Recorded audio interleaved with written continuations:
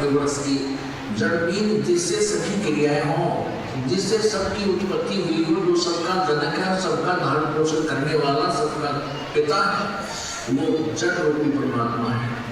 वो परम अक्षर ब्रह्म है और तनाव रूपी अक्षर ब्रह्म है, और उससे निकली हुई मोटी डाल समझो सर ब्रह्म है, और उस सर ब्रह्म का यानी डाल का 3 शाखाएं हैं, रत्न ब्रह्मा सत्व विष्णु सिद्धि रूपी शाखाएं, और हम पाद रूप संसार। तो परमात्मा ने आकर बताई थी सच्चिदानंद घन ब्रह्म की वाणी में, उस तत्व ज्ञान में बताया कि अक्षर पुरुष एक पेड़ है, निरंजन वाली डाल, और तीनों देवा शाखा है, ये पाद रूप संसार। गीता ज्ञान दाता कहता है कि जब तुझे तत्वदर्शी संत प्राप्त हो गया, उसके पश्चात 15 में चौथे श्लोक में कहा कि उसके पश्चात परमेश्वर के इस परम पद की खोज करनी चाहिए, जहां जाने के बाद साधक फिर कभी लौटकर संसार में नहीं आते,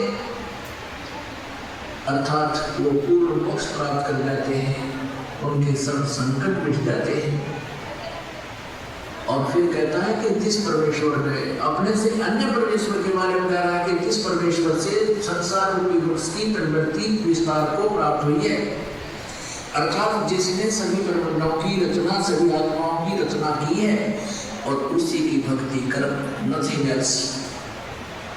गीता ज्ञानदाता कहता है कि उसी की भक्ति कर सयाति प्रमाणवती मां ब्रह्म, बुद्ध ब्रह्म का केवल एक मंत्र है, नथिंग एल्स। और इसका सुमरण कर अंतिम श्वास तक इससे ओम नाम से मिलने वाली परम गति यानी ब्रह्मलोक प्राप्ति होगी।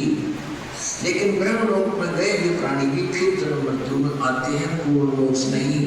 गीता देता है विराट के श्लोक नंबर 16। यहाँ अनुवादकर्ताओं ने थोड़ी सी गड़बड़ी कर रखी है। उन्होंने अनुवाद ये कर दिया कि ब्रह्मलोक पर्यंत, ये तो ठीक कर दिया कि गए हुए प्राणी भी पुनर्वृत्ति नहीं।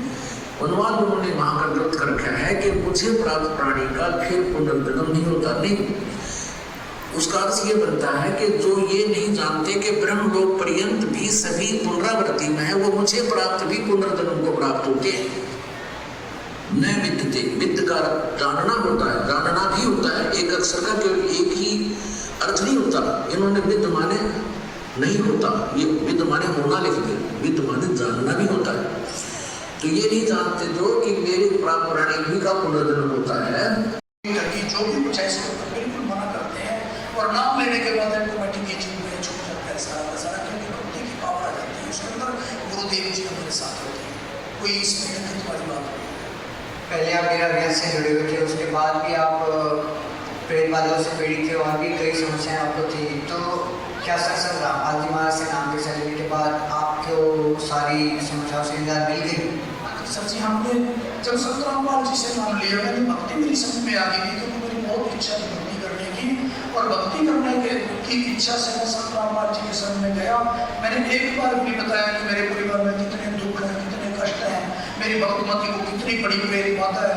नाम लेने से ऑटोमेटिक ही वो सारे के सारे ऑटोमेटिक खत्म हो। मैंने कभी मैंने कभी नहीं बताया, अपने आप ही सब खत्म हो गया। आज तक मेरी भक्तमती को कोई बता सकते नहीं पाए, और ना ऐसे होती हो तो ऐसी मालिक की दया। लेकिन गृहस्थी के अंदर एक माँ चलती है, एक लड़का है मेरे पास।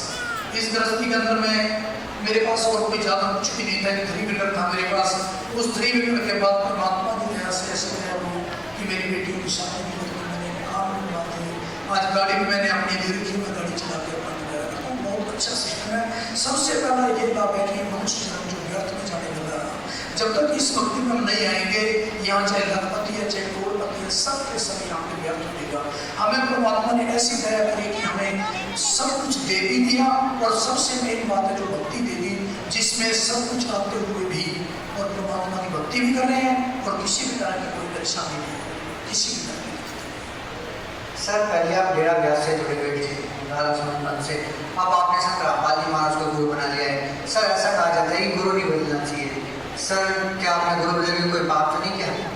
इसमें कोई पाप वाली बात नहीं होनी चाहिए। तो ऐसा है कि जैसे ये काल भगवान ने सारी की सारी चाल चल रखी है, जिससे ये जितने भी काल के दूत आए हुए हैं, संत रामपाल जी ने सभी को बोल दिया कि आप सब झूठे हैं, अगर सच्चे हैं तो इस ज्ञान में आके मेरे को इस ज्ञान के बारे में जवाब सवाल करो मेरे साथ। कोई भी आगे नहीं आया, क्योंकि ये सब झूठे हैं, नहीं इनसे कोई लाभ होगा, ये तो कर्म से जो मिल रहा है वो उससे लाभ मिल रहा है। ये परमात्मा वो परमात्मा है जो कर्म से ज्यादा भी देने वाले हैं, कोई कभी नहीं लगती किसी भी बात में। सर राधा स्वामी व्यास में और संत रामपाल जी महाराज में आप क्या भिन्नता मिल पाते हैं?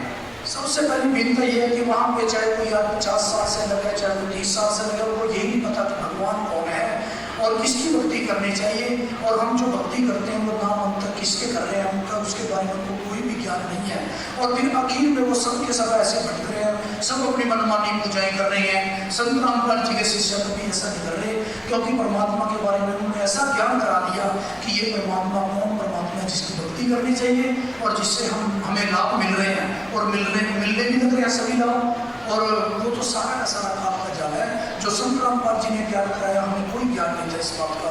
हम चाहते थे कि हम ऐसी भक्ति करें जिससे परमात्मा हमें मिले, उनके पास कोई ऐसी भक्ति नहीं थी जिससे हमें परमात्मा, आज भी वो सारे बिल्कुल फैला सके के अंदर। और हमें तो गुरुदेव जी ने ऐसी दया करी कि परमात्मा का ज्ञान करा दिया कि परमात्मा कौन है, कैसा है, किसकी भक्ति करनी चाहिए, ऐसे करके सब पवित्र ग्रंथों के आधार पे सबका सब हमें ज्ञान करा।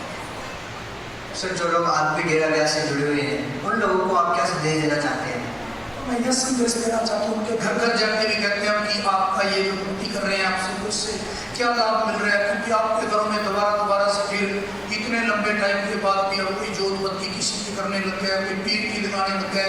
जब आज तक आपको लाभ नहीं मिला तो आपको ये जन्म बिल्कुल व्यर्थ जाने लग रहा है। ये पहले ही परमात्मा ने अपने पवित्र ग्रंथ के अंदर लिख दिया था कि कितने पंथ ये काल के चलेंगे और ये सब जीवों को भ्रमित कर देंगे। और जब मेरा संत आएगा, मेरे संत से पहले ये सारे के सारे काल भगवान ने भी ये सब बोल रखा है कि जब ये संत आएंगे सब संत जीवों को भ्रमित कर देंगे। जब आपका संत जाएगा तो आपकी कोई मानेगा नहीं। आज वही काम हो रहा है। संत रामपाल जी हमारे सभी जीवों के लिए कितना संघर्ष कर रहे हैं, पर आज कोई जीव समझ नहीं पा रहा है, क्योंकि उन्होंने भ्रमित ही इतना कर दिया कि वो जीवों की समझ नहीं आ रहा है कि हमें करना क्या चाहिए था।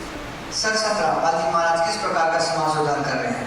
संत रामपाल जी जो समाज सुधार करने लग रहे हैं वो आज तक हमने 50 साल की करीब उम्र हो गई है, आज तक किसी से हमने सुना भी नहीं था।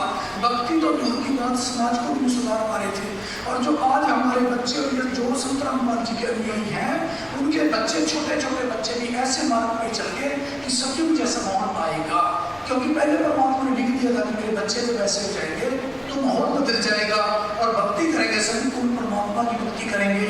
अब आज कोई बीड़ी, शराब, मांस, मीठी, तंबाकू इन चीजों से इतने दूर कर रहे हैं संत रामपाल जी, और जितना भी ये देते थे उतना उनमें व्यर्थ में पैसे गवा रहे थे, जो कि हमारा कोई पता भी नहीं था। हमें वो बीड़ी पीते थे, शराब पीते थे, उनके पैर पकड़ के उनको पैसे दिया करते थे। और आज संत रामपाल जी कितना अच्छा समाज करने जा रहे थे कि जिससे ये समाज, ये जितने भी गुरु हैं जिनके बारे में गुरु जी ने बोला था, ये सभी के सब में क्या इकट्ठा होके ये सोच ले कि ये ज्ञान बंद करो, नहीं तो हमारी दुकानदारी बंद हो जाएगी। ये समाज के लिए कुछ भी नहीं कर रहे हैं, सारा का सारा जितना भी कर रहे हैं अपने पेट के खातिर अपनी माया इकट्ठी करने के लिए कर रहे हैं। संत रामपाल जी ने कभी ना पैसा मांगा और ना उनको जरूरत, वो तो अपनी 2 रोटी खा के अपनी परमात्मा की भक्ति करवाते हैं जीवों से। और इस भक्ति के बिना ये जीव बिल्कुल